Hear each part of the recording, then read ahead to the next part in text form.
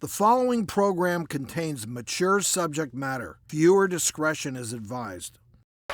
Breakups are tough, but what some people are doing to keep the memory of their ex alive borders on creepy.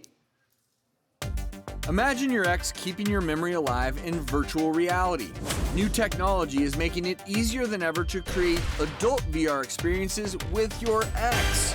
Users report uploading pictures of their ex-flames and generating virtual mates to fulfill sexual fantasies. On Reddit, users share stories about collecting a number of photographs of ex-lovers to generate the most realistic 3D renderings. Others say they use the renderings of an ex so they can sit with them at the dinner table in virtual reality. So is this invasion of privacy or just another way to cope with heartbreak?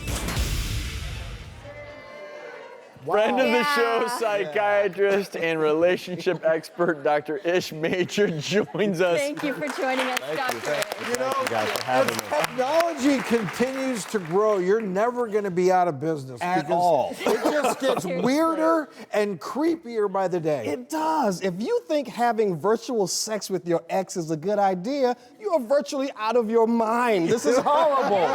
You just, come on.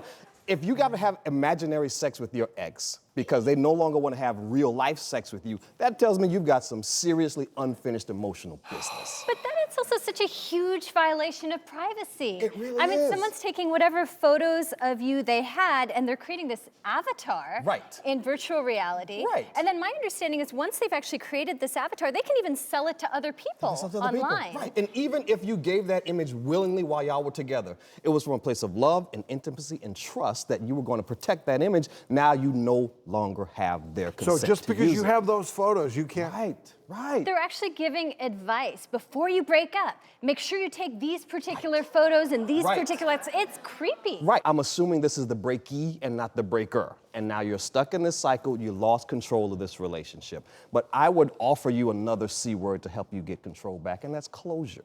You need a way to move on now, right? And there's a healthy way to do it. Breakups takes 3 to 9 months, sometimes up to 18 if you were married for a long time. But what you need is time and space to heal, and you don't fill that time and space with images of sex with your ex. And what it does is it idealizes your ex. And we all know once you've been through a breakup and you've had time to heal, a couple years later, you'll look back and you think to yourself, what was I doing?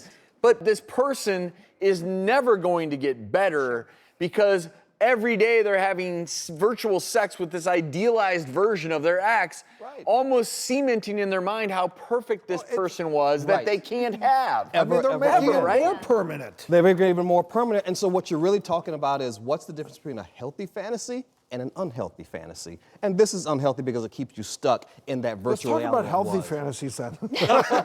Well, taboos are healthy, right? Because it's a part of the thing that you're not supposed to do. When we can do the thing we're not supposed to do, our brain thinks we're doing the thing that we really want to do. So it makes it nice and tasty. And you got that reward for being the naughty boy or the naughty girl in the bedroom, but no other places that dynamic true. That may be a good application for virtual reality with consent. With consent. I totally get that. But I that think, is not this. Yeah, this is a totally different kettle of fish This because is a you violation. don't have that privacy. Right. And my understanding is that private citizens who this happens to really have no way of in fact, taking control back over their image. I was talking to Judge Toller from Divorce Court about this very thing, and she was like, the problem is the law hasn't caught up to the technology. So we have no way to prosecute when this happens. People are using your image without your consent. All right, so let's talk about healthy ways to get over someone other than virtual reality with your ex. Virtual reality sex with your ex. And you mentioned that you want closure. You need to put that aside. Purge. You don't want any images, anything that's reminding you of your ex. If it's an image, if you can taste it, touch it, smell it, just get rid of it because it keeps And that you doesn't stuck. mean And put it in the back of the closet in the box just in case. It's get rid of it. Get rid of it. I know Purge you it and said be like done. not even to follow them on social media, just separate. Unfollow. We're no longer Facebook friends. I don't want to see your Instagram feed because every time you see that image, it takes you back to the thing. And we never remember the bad stuff. We only remember the good stuff, right? Yeah. And so we look at the pictures like, oh, I remember that night at dinner with that sweater and but you don't forget the big argument you had after that. And so that's the problem. Yeah.